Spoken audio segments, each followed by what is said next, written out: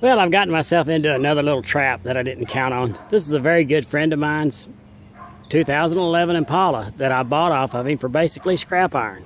It's a real clean car, but it's been hit real hard on the other side. Maybe a little bit too hard. How nice it is, though.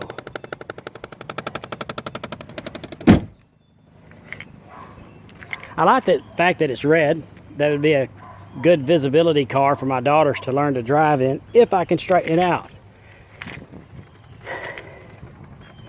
It took a real hard hit in this passenger side rear door and a little bit of the front door. And I hate to see this. It even buckled the top. Even this is kind of bent up a little bit.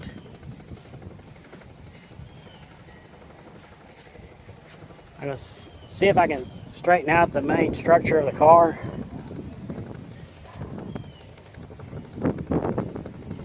Wadded up that rocker down there.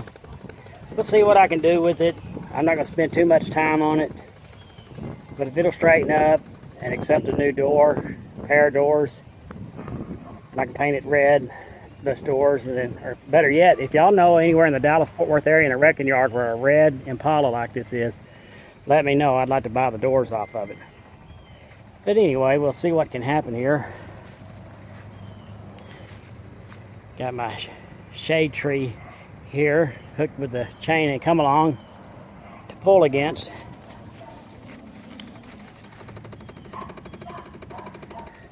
We'll see what it does. Forgive the angled camera. It's just what we have to deal with.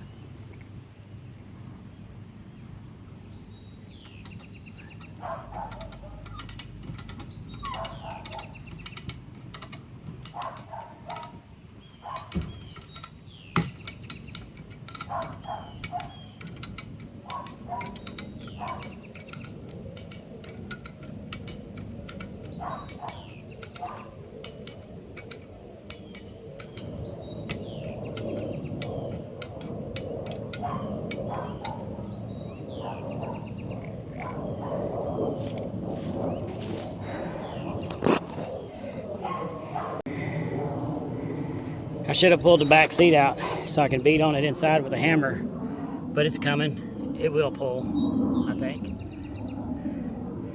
That's the next thing, is get that seat out. So I got to be able to beat in there with a hammer and set it.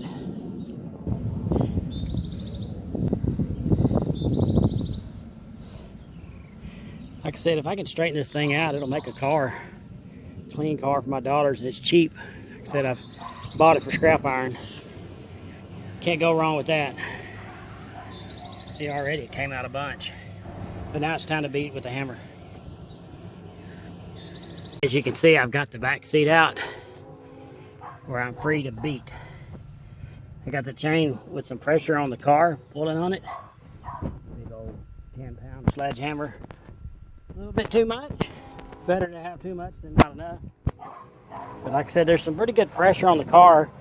So it may not take too much blows with the hammer to pull it. It's kind of lifted up on this side from the pressure. I got this tire and the emergency brake on. I got it wedged up against the curb. Not exactly a cheap easy liner frame machine, but it's what we have. So I've got this Impala kind of pieced together. I got busy and wasn't able to finish filming it. And I'm far from being through with it. But I did get a door on there. I've got this pulled out, but it still has that dent popped in. And as you can tell, it has the right, contours down the side of it. The doors aren't going in like they would have before. I think I'll go ahead and just pull that dent. I just wanted to see if I could make a car out of this thing, and it drives really well. Now, I've still got a lot more adjusting to do on this and even some more pulling. And that metal, boy, did I ever have to beat that thing up to get it back close to the right dimensions that it needs to be to accept that door. But I did this to where I could use the car. And I fixed those blend door actuators in the AC, so it has good cold AC.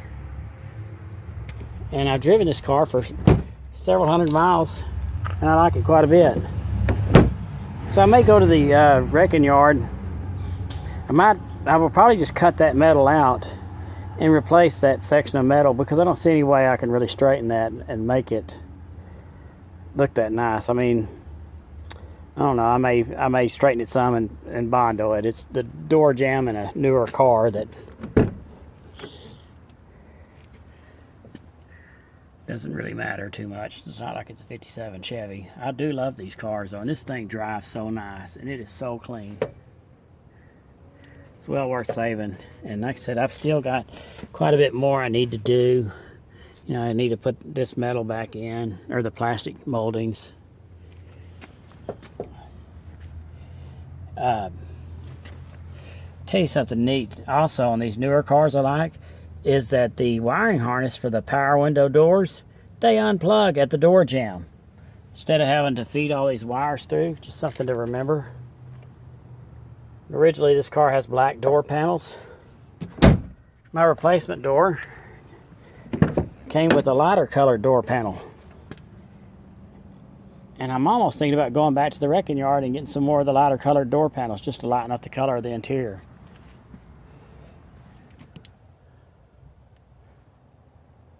You know, the headliner's already beige, so why not? There we go. Takes quite a bit of a slam. Like I said, I've got a lot more adjusting I need to do to it, but it is a very nice driving car. And now that I know how it's going to be, that the transmission shifts out all right, and that I was able to fix that AC, I don't mind spending a little bit more time adjusting it right. And like I said, even maybe replacing that dog leg so that it looks like this one. I took a lot of measurements off this one to get that one somewhat right. The old car took a hard hit. Makes a good car for my daughters. They love it. And I'll have maybe $700 or $800 in it when I'm all done. And those blend door actuators, those are easy to replace. You ought to watch Clowney 1969, the videos on that guy makes. Very good videos. They told me how to do that. At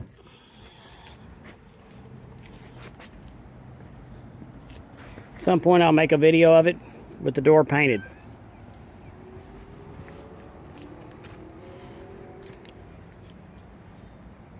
But I just wanted to see if it would make a decent car, and it very much is. Thanks for watching.